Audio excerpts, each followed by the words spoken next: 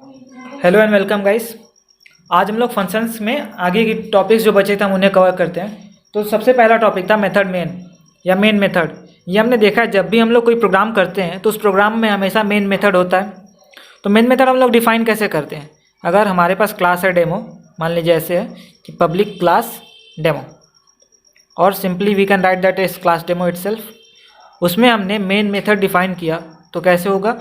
Public static void main, और इसके अंदर स्ट्रिंग args, एंड देन हम लोग क्या लिखते हैं यहाँ पे बॉडी में जो भी स्टेटमेंट्स लिखने हो वो होंगे एंड क्लास ऑफ बंद। सो हम लोग कभी भी कोई भी प्रोग्राम करें सो उस प्रोग्राम में सबसे पहली चीज़ कि मेन मेथड कंपलसरी होता है लिखना।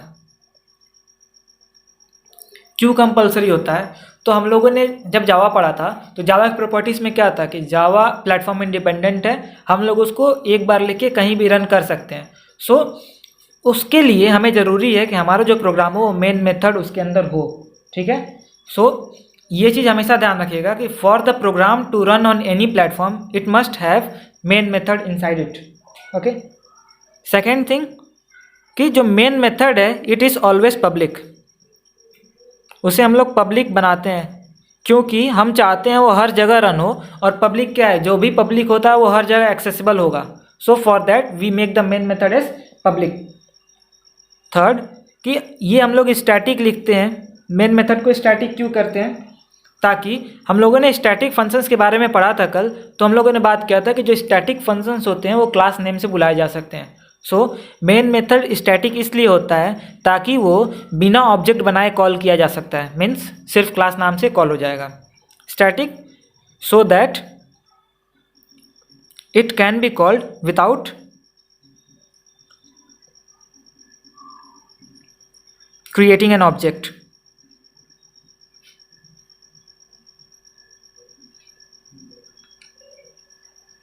फोर्थ एंड इम्पॉर्टेंट पॉइंट कि अगर हम लोगों ने प्रोग्राम में बहुत सारे क्लासेस बना रखे हैं, ठीक है, एक ऐसा प्रोग्राम है जिसमें मल्टीपल क्लासेस हैं। सो अगर बहुत सारे क्लासेस हैं तो हमेशा it must contain only one main method. ठीक है। कब? When a program contains many classes,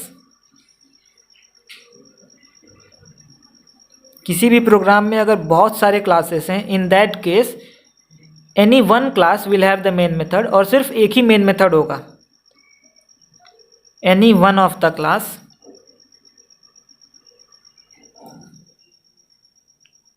will contain the main method.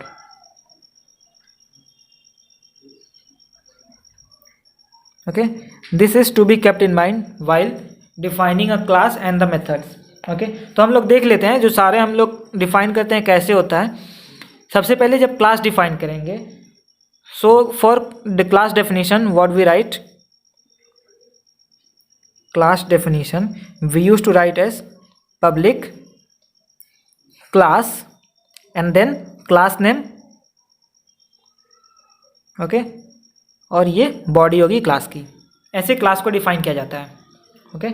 Second is main method definition.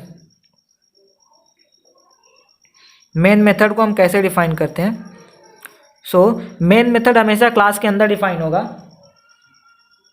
For that we will write, पहले क्लास को डिफाइन करेंगे public class, class name, inside it we will define main method, और main method हमेशा public होना चाहिए। Static लिखे ना लिखे डिपेंड्स ऑन यू, बट हम लोग स्टैटिक इसलिए लिख लेते हैं ताकि वो बिना ऑब्जेक्ट क्रिएट करे भी उसको कॉल किया जा सकता है। देन उसका रिटर्न टाइप वॉइड होता है, then main and then argument list anything like string args, and this is the main method body class end. Okay, ये मेन मेथड का डेफिनेशन है। थर्ड कि हम लोग कैसे मेथड्स को कॉल करते हैं, या मेथड कॉल। मेथड कॉल, तो मेथड कॉल करते वक्त ध्यान रखना है कि वो मेथड स्टैटिक है या नॉन स्टैटिक है। पहला कि जब स्टैटिक मेथड होगा तो उसके लिए फंक्शन कॉल कैसा होगा? वो होगा क्लास नेम, पहले क्लास नेम लिखेंगे फिर डॉट मेथड नेम लिखेंगे। And argument list. For example हमारे पास क्लास सम है और उसमें मेथड का नाम मैंने लिखा है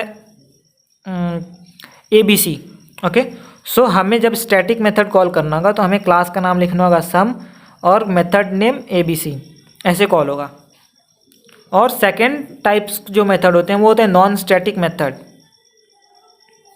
ओके, सो इसका मेथड कॉल कैसे होगा? For that we will write object name dot method name.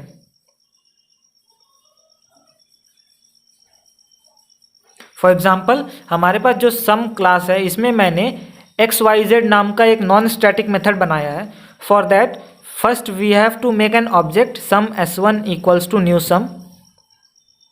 ठीक है, बिना ऑब्जेक्ट बनाए नॉन स्टैटिक मेथड को नहीं कॉल कर सकते हैं। So object name dot method name means XYZ, this will be the non static method call.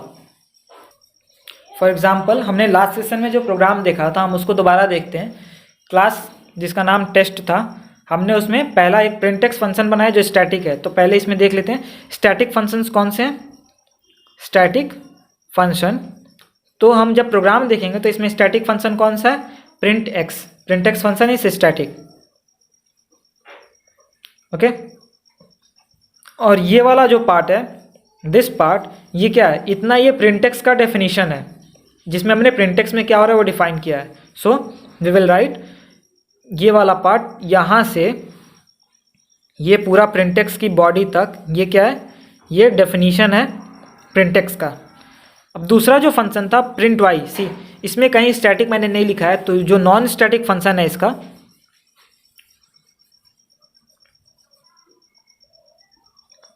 Non static function वो कौन सा है? वो है print Y. So non static function इसका प्रिंट वाई था। और जो प्रिंट वाई जो फंक्शन है मीन्स यहाँ से लेके वो कहाँ तक है? करली ब्रेस जब तक एंड नहीं हुआ, मीन्स ये वाला करली ब्रेस एंड हुआ तो यहाँ तक प्रिंट वाई फंक्शन है। तो ये डेफिनेशन है प्रिंट वाई का। ओके, और ये डेफिनेशन है किसका? प्रिंट एक्स का। और ये जो मेन फंक्शन मैंने पूरा लिखा है, जहाँ तक मेन फंक्शन बंद ना हो वो वाला पार्ट मेन फंक्शन की बॉडी होगी या मेन फंक्शन की डेफिनेशन होगी। ओके, सो अब देखा जाए मैंने क्या बोला था, प्रोग्राम में मेन फंक्शन एक होना कंपलसरी है जिसका स्टैटिक वर्ड लिख दिया। अब जो प्रिंट वाई फंक्शन था वो नॉन स्टैटिक था, तो नॉन स्टैटिक फंक्शन को जब कॉल करना होगा तो हमें ऑब्जेक्ट बनाना पड़ेगा, जो हमने बनाया टेस्ट का T1। प्रिंटेक्स स्टैटिक फंक्शन था, सो फॉर दैट हमने डायरेक्ट क्लास के नेम से उसको कॉल कर दिया। तो यहाँ पे ये जो दोनों होंगे मीन्स प्रिंट वाई और प्रिंट एक्स यहाँ से कॉल हुआ है, तो इसे हम लोग कहेंगे ये मेथड कॉल है, मेथड कॉल, ये भी मेथड कॉल। ओके, और जहाँ पे हमने फंक्शंस को डिफाइन किया है मीन्स जहाँ एक्चुअल फंक्शन बनाए गए हैं जिसकी बॉडी, तो ये जो है ये फंक्शन या मेथड की डेफिनेशन है। फाइन, सो वो दोनों function call and function definition की थी। अब उसी से रिलेटेड हम अगला टॉपिक देखते हैं जो है actual parameters and formal parameters.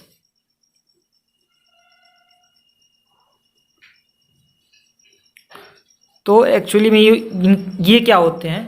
तो जो हम प्रोग्राम बनाए थे उसमें एक्चुअल पैरामीटर्स वो पैरामीटर्स होते हैं जो एक्चुअल वैल्यूज़ जिनमें स्टोर होते हैं, मीन्स जो फंक्शन कॉल में आती हैं। Okay, actual parameters are those parameters which appear in function call,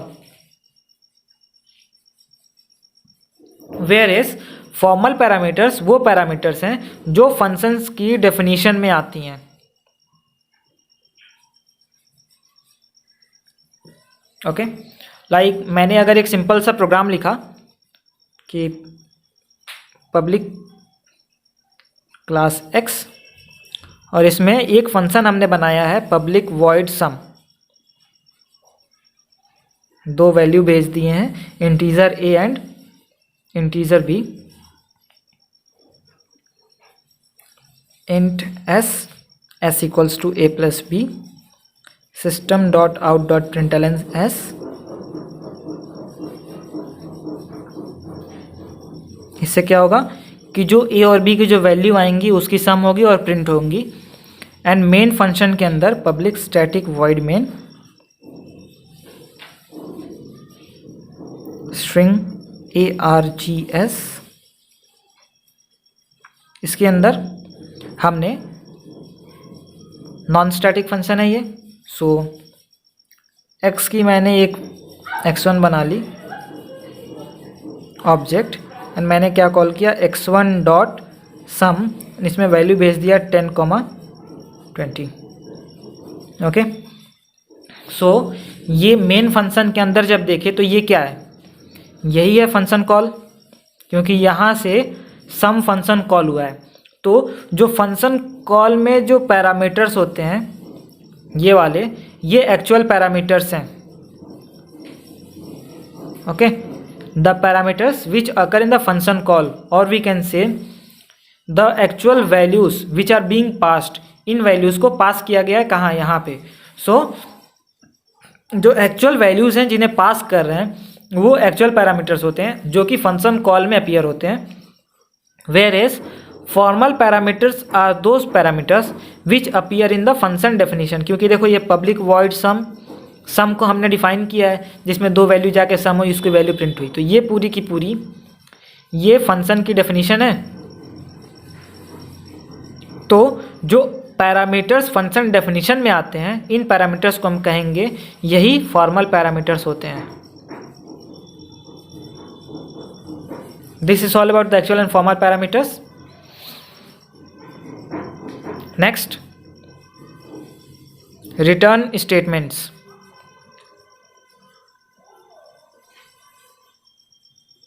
Okay, तो रिटर्न स्टेटमेंट्स के लिए पहले चीज़ कि जो हम कीवर्ड लिखते हैं रिटर्न स्मॉल आर, पूरा रिटर्न स्मॉल में रहेंगे, तो ये जो है ये कीवर्ड है, रिटर्न इज अ कीवर्ड।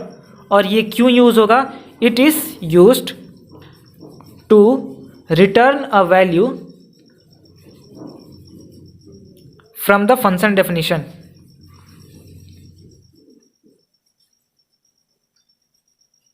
इसके लिए हम लोग रिटर्न कीवर्ड यूज़ करेंगे।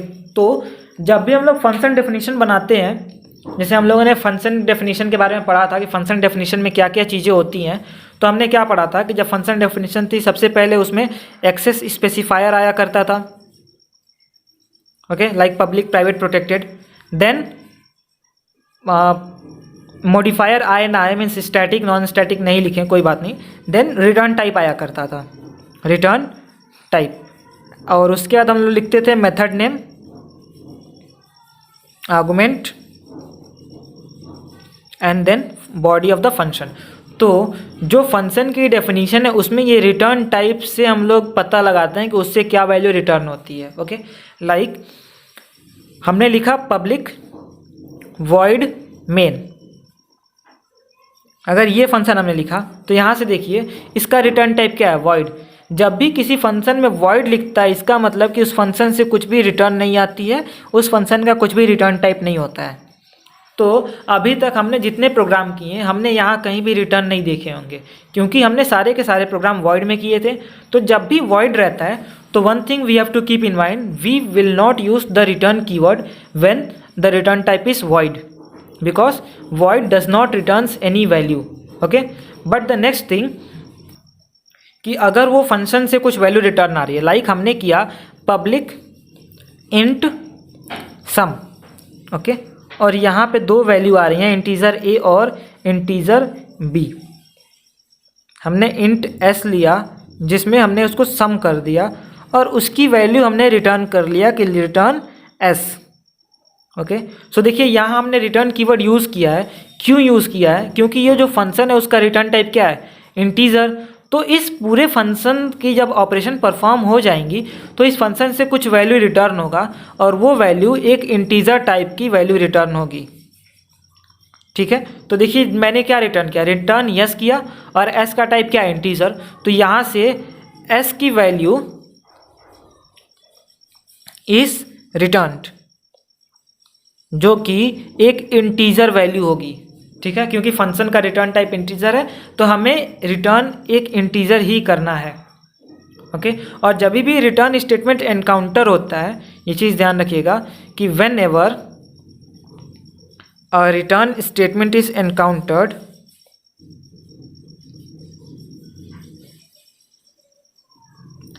द कंट्रोल, मतलब कि जो फंक्शन से कंट्रोल आता है कि मेन फंक्शन से हमने जब इस फंक्शन को कॉल किया तो वो कंट्रोल वहाँ से इस फंक्शन में आ जाता है। फिर इस फंक्शन के अंदर सारे ऑपरेशन करके वापस कब जाता है, एक तो अगर रिटर्न ना हो तो सब के सब ऑपरेशन करने के बाद जाएगा, और अगर रिटर्न होगा तो जो ही रिटर्न स्टेटमेंट एनकाउंटर होगा the control is sent back from where it came from.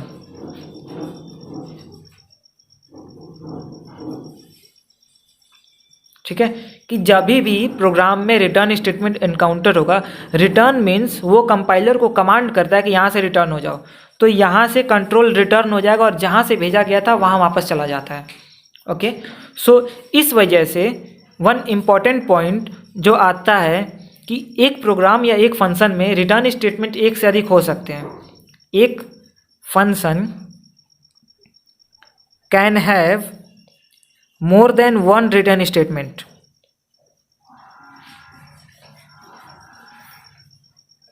हम अगर कोई फंक्शन बनाते हैं, हम उसमें बहुत सारे रिटर्न स्टेटमेंट लिख देंगे, बट चाहे कितने भी रिटर्न स्टेटमेंट लिखें, but only one of them is executed. चाहे हमने फंक्शन में 10 रिटर्न स्टेटमेंट क्यों ना लिख दिए हों, सिर्फ और सिर्फ एक ही रिटर्न स्टेटमेंट एग्जीक्यूट होगा। वजह क्या है? वजह ये है कि जो ही पहला रिटर्न स्टेटमेंट एनकाउंटर होगा, कंपाइलर को कमांड मिलेगा कि यहाँ से वापस जाओ जहाँ आए थे, तो अब वहाँ से वापस चला गया। सो उसके नीचे जितने भी रिटर्न होंगे उनके लिखने का कोई मतलब ही नहीं रहेगा। तो इसीलिए एक फंक्शन के अंदर एक से अधिक रिटर्न स्टेटमेंट हो सकते हैं, बट सिर्फ और सिर्फ एक ही एग्जीक्यूट होगा, क्योंकि जब भी वो इनकाउंटर होगा कंट्रोल वहाँ से वापस चला जाता है और उसके नीचे का कोड स्किप कर दिया जाता है। नेक्स्ट और जो लास्ट टॉपिक फंक्शन में है वो है scope of the variables.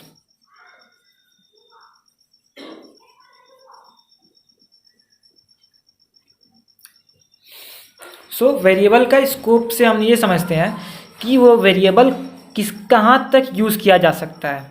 Scope of the variables refers to where the variable can be used. Means कि हमने वेरिएबल कहीं डिफाइन किया है तो हम सिर्फ और सिर्फ जहाँ डिफाइन किया है वहीं यूज़ कर सकते हैं, किसी और जगह नहीं कर सकते हैं। ये होता है स्कोप ऑफ द वेरिएबल। और कोई भी वेरिएबल हो उसका स्कोप, एनी वेरिएबल, कोई भी वेरिएबल हो, हैज़ स्कोप कहाँ से कहाँ तक होता है, तो जिस कर्ली ब्रेसेस के अंदर उसको शुरू किए हैं, जब तक वो कर्ली ब्रेस बंद ना हो जाए तब तक वो पूरा का पूरा उस वेरिएबल का स्कोप होगा।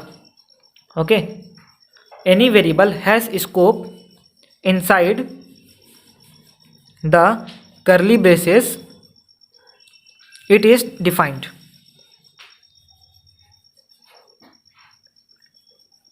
ओके, कोई भी इस वेरिएबल हो वो सिर्फ और सिर्फ उसी ब्रैकेट के अंदर यूज़ किया जा सकता है जिस ब्रैकेट के अंदर उसे हमने डिफाइन किया है।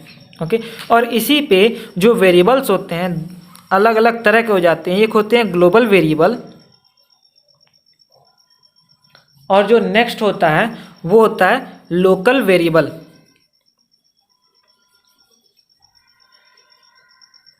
तो इनमें जो ग्लोबल वेरिएबल्स होते हैं उन्हें हम लोग क्लास के पैरेंथेसिस के बाद डिफाइन करते हैं। इसी वजह से इसे अब हमने क्या लिखा, क्लास नेम, और इसके पैरेंथेसिस के बाद मैंने कुछ डिफाइन किया, तो इसका मतलब क्या होगा कि जब तक ये क्लास वाला ब्रैकेट बंद नहीं होगा वो पूरा का पूरा क्लास के अंदर यूज हो सकता है।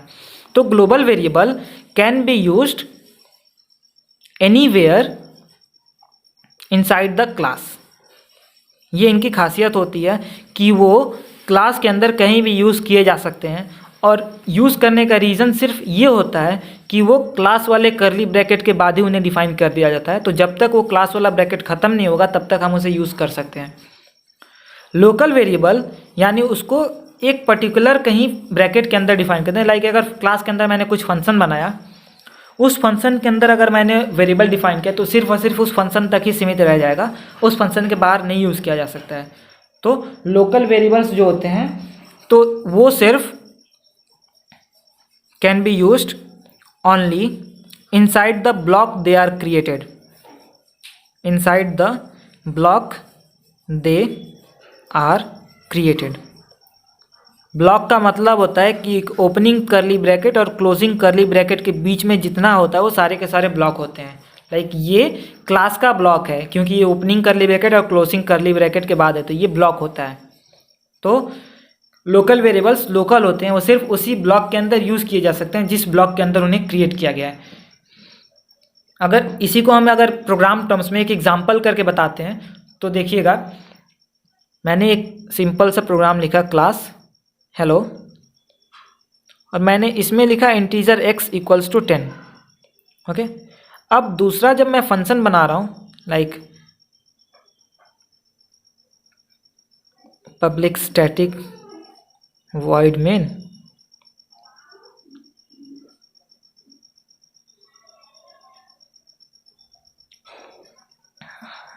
और यहाँ मैं प्रिंट कर दूँ SOP system.out.println x की वैल्यू प्रिंट कर दिया.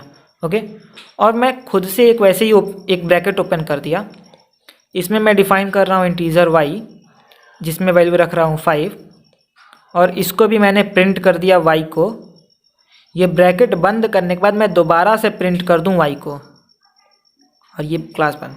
तो ये प्रोग्राम अगर देखा जाए तो ये क्या है, ये जो है ये ग्लोबल वेरिएबल है बिकॉज वो क्लास के ओपनिंग ब्रैकेट के बाद डिफाइन किया गया है. और ये जो y है ये क्या है, ये एक लोकल वेरिएबल है because y is defined inside a block which is not the class block. Okay, so अब ये देखिए कि हमने यहाँ system.out.println x किया है. ओके, तो ये वाली x की वैल्यू 10 प्रिंट करेगी क्योंकि यहाँ x वो वाली वैल्यू होगी जो ये डिफाइन किया गया और ये ग्लोबल है तो पूरे के पूरे क्लास के अंदर यूज़ किया जा सकता है. बट यहाँ देखते हैं y को हमने 5 डिफाइन किया इस ब्लॉक के अंदर और इसी ब्लॉक में मैंने प्रिंट किया y, तो ये तो प्रिंट करेगा 5. बट ये जो नीचे आ रहा है ना, नीचे SOP y ब्लॉक के बाहर है. अब मैं इस ब्लॉक के बाहर मैं y को यूज़ करना चाहूँ तो इस केस में ये क्या करेगा, ये एक एरर मैसेज देगा कि y इनिशलाइज नहीं है. क्यों? क्योंकि ये y हमने इस ब्लॉक के अंदर इनिशलाइज किया था तो इतना ही y का स्कोप होगा. ठीक है, ये y का स्कोप है. इसके बाहर अगर कहीं हम यूज़ करना चाहें तो y एरर लाएगा कि y इनिशलाइज हुआ ही नहीं है. तो यही होता है scope of the variable. Suppose हम फंक्शन से रिलेटेड एक प्रोग्राम देखते हैं कि बोला गया है कि write a program to implement a class numbers. So यहाँ से हमें क्या करना है, क्लास बनाना है जिसका नाम नंबर्स लिखा हो, हैविंग फील्ड्स स्टोरिंग 3 इंटीजर्स. तो देखिए यहाँ बोला है कि क्लास को इम्प्लीमेंट करना है जिसके फील्ड्स. सो क्लास फील्ड्स का मतलब कि ग्लोबल वेरिएबल्स बनाने हैं 3 ठे और तीनों का टाइप क्या होना चाहिए, इंटीजर. क्लास नंबर्स के जिनके फील्ड होंगे इंटीजर्स को स्टोर करने के लिए. और हमें 3 मेथड्स बनाना है. ठीक है, पहला मेथड मैक्स के लिए, दूसरा मेथड मिन के लिए और तीसरा मेथड एवरेज के लिए. इसके लिए हमें कोड करना है. सो 1 बाय 1 हम सारे करते हैं. पहले क्लास नंबर्स के लिए हमने लिखा पब्लिक क्लास नंबर्स. उसके बाद क्लास की बॉडी ओपन किया तो ग्लोबल वेरिएबल्स क्लास की बॉडी में होते हैं. तो यहाँ हमने लिखा इंटीजर num1 num2 और num3. ओके, यहाँ एक और चीज़ देख लीजिए कि ग्लोबल वेरिएबल्स को जब हम इनिशलाइज करना होता है तो हम एक फंक्शन बनाते हैं, एक ऐसा फंक्शन जिसका नाम क्लास के नाम के जैसा होता है, पब्लिक नंबर्स. अब मान लीजिए इसमें 3 वैल्यूज़ आ रही हैं, integer a, integer b, integer c. हमने num1 में a दे दिया, num2 में b दे दिया और num3 में c दे दिया. सो एक्चुअली में ये क्या था, ये एक ऐसा फंक्शन था जिसका नाम क्लास के नाम जैसा है plus one more thing, function में कुछ रिटर्न टाइप नहीं है. ओके, इसके बारे में अभी हम इस प्रोग्राम के बाद बात करेंगे. बट देखिए कि हमने ये फंक्शन बनाया जिसमें हमने क्या किया कि num1 num2 और num3 की कुछ वैल्यू इनिशियलाइज कर दी, a b and c. Class हो गया ग्लोबल वेरिएबल्स दे दिए, उसको इनिशियलाइज कर लिया। अब मेथड बनाना है मैक्स। सो पहला मेथड हमने बनाया पब्लिक इंट फाइंड मैक्स, मान लीजिए हमने इसका नाम रखा। सो 3 नंबर्स का ग्रेटेस्ट फाइंड करना है, तो वो कैसे आएगा? मैंने मान लीजिए इंट mx माना जिसमें 0 है। अब पहले 2 को कंपेयर करके उनका ग्रेटेस्ट निकाल लें। तो कंपेयर करने के लिए हमारे पास कंडीशनल ऑपरेटर था कि अगर num1 is greater than num2 हुआ, greater than equals to num2, तो हम यहाँ उस केस में num1 रख देंगे, एल्स में रख देंगे num2। ये क्या था? ये टर्नरी ऑपरेशन था, टर्नरी ऑपरेटर का,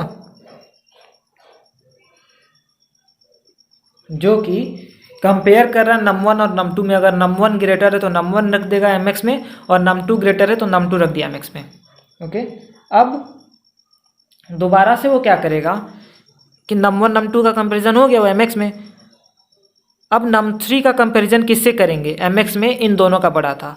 तो अगर mx is greater than num3 अगर है, तो उस केस में mx की वैल्यू रिटर्न आ जाएगी और एल्स में num3 आ जाएगा। सो अब यहाँ से हमारे पास mx में वो वैल्यू आएगी जो तीनों में ग्रेटेस्ट है। ओके, और चूँकि ये फंक्शन की रिटर्न टाइप इंटीजर है, तो हमें एक इंटीजर वैल्यू रिटर्न करनी होगी जो mx को में हो जाएगी। तो हमने कर दिया return mx। Okay, next minimum निकालना है 3 इंटीजर्स का। तो उसके लिए हमने लिखा पब्लिक इंट फाइंड मिनिमम। हमने इसमें भी वैसे ही सेम एक मिनिमम के लिए mn वेरिएबल रखा, जिसको रखा 0। सब इसको मिनिमम कैसे निकालेंगे? तो mn में पहले 2 को कंपेयर कर लेते हैं कि अगर num1 इज स्मॉलर देन और इक्वल्स टू num2। अगर num1 छोटा है तो हमने num1 को रखना है, और अगर num2 छोटा है तो हमने num2 को रखना है। जो वैल्यू आया mn में आ गया। तो अब हम mn को कंपेयर कर लेंगे कि mn is smaller than equals to तीसरा जो बचा था num3 से। अगर अभी भी mn छोटा है तो mn आएगा, अगर num3 छोटा है तो यहाँ num3 आ जाएगा। वो वैल्यू mn में आ गई जो इन तीनों में से सबसे छोटी थी, और ये फंक्शन रिटर्न करेगा इंटीजर वैल्यू, वो हमने कर दिया रिटर्न mn से। तीसरा देखिए एवरेज। सो वो कैसे आएगा? पब्लिक, हाँ, एवरेज के लिए बताइए, जब इंटीजर्स का हम अपॉन 3 करेंगे तो वैल्यू कुछ डेसिमल वाले आएंगे। सो जब डेसिमल वैल्यूज़ को स्टोर करना हो या रिटर्न करना हो तो हम डबल यूज़ करते हैं। तो हमने लिखा पब्लिक डबल एवरेज या फाइंड एवरेज। ओके, अब इसके अंदर एक डबल एवी नाम का वेरिएबल रखा हमने, और एवी में क्या करेंगे? तीनों का एवरेज निकालना है। तो num1 plus num2 plus num3 divided by 3, ये कर दिया। बट ये इंटीजर है और ये इंटीजर है, इसके वजह से हमें टाइप कास्टिंग करनी पड़ेगी। तो यहाँ पे हमने लिख दिया डबल। तो ये जो वैल्यू आएगी टाइप कास्ट होकर डबल की वैल्यू आएगी, और एवी को हमें रिटर्न कर देना है, रिटर्न एवी। ये पूरा ये प्रोग्राम हो जाएगा। सॉरी, ये डबल एवी वेरिएबल डिक्लेयर किया, और हमने यहाँ से num1 plus num2 plus num3 तीनों इंटीजर अपॉन इंटीजर। तो इसके लिए जो इंटीजर है हम उसको डबल में टाइप कास्ट कर दिए और उससे एवी रिटर्न कर दिया। ये पूरा का पूरा प्रोग्राम हो जाएगा किसके लिए? कि एक नंबर्स क्लास बनाया जिसमें 3 वेरिएबल लिया, और इन तीनों में से ग्रेटेस्ट, स्मॉलेस्ट और एवरेज निकालना था। तो इसमें हमने सबसे पहला काम क्या किया? उन्हें इनिशियलाइज कर दिया एक ऐसे फंक्शन लेके जिस फंक्शन का नाम क्लास के नाम से मैच कर रहा था और जिसका कुछ रिटर्न टाइप नहीं था। ओके, यहाँ 3 वैल्यूज़ आई थी ए बी सी, जो कि num1 num2 num3 में हमने रख दिया। उसके बाद हमने मैक्स निकालना था। तो मैक्स के लिए हमने एक वेरिएबल लिया mx, और पहले 2 में से मैक्स निकाल के mx में रख लिया, और फिर तीसरे को mx से ही कंपेयर कर लिया। तो सबसे बड़ा वाला जो वैल्यू आई वो रिटर्न हो गई। फिर मिनिमम निकालने के लिए हमने एक mn वेरिएबल लिया जो मिनिमम रखेगा। पहले num1 और num2 में से मिनिमम हमने निकाल के mn में रखा, और फिर mn को num3 से कंपेयर कर लिया, जो छोटा था वो रिटर्न हो गया। देन एवरेज के लिए हमने क्या किया, एक एवरेज फंक्शन बनाया और तीनों नंबर्स का एवरेज निकाल दिया, डबल में टाइप कास्ट करके स्टोर करके, और AV को रिटर्न कर दिया। तो यहाँ हमने सिर्फ एक चीज़ की बात करनी थी, जो कि ये फंक्शन है, ये क्या है। ओके, तो उस पॉइंट को हम इस टॉपिक में देखते हैं, initialising global variables.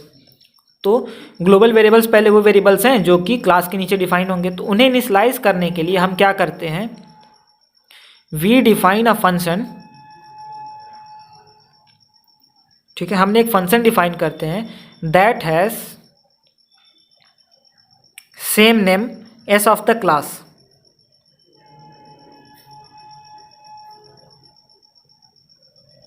First point ये है कि हम एक फंक्शन डिफाइन करते हैं जिसका नाम क्लास नेम के जैसा होता है। दूसरा कि that function must not have any return type, that function doesn't have any return type, means not even void, यहाँ तक कि हम उसमें वॉइड भी नहीं लिखते हैं। ओके, और वो क्या करेगा कि it is used to initialize the values of the global variables।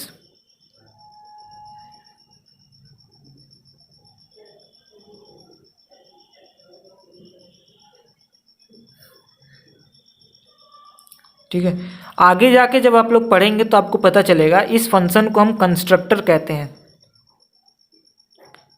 जो कि आगे कई टॉपिक्स में आएंगे।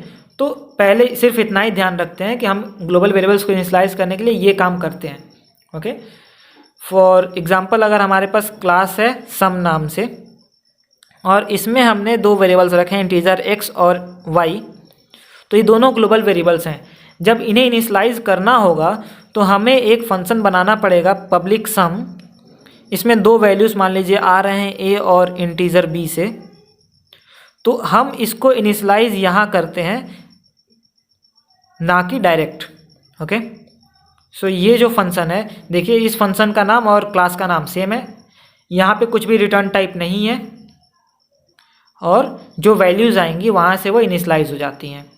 ठीक है, तो ये एक फंक्शन था, लास्ट टॉपिक था फंक्शन का, और हमने प्रोग्राम भी देख लिया। सो आगे चल के हम लोग next chapters means next topics वगैरह देखते हैं। Thank you.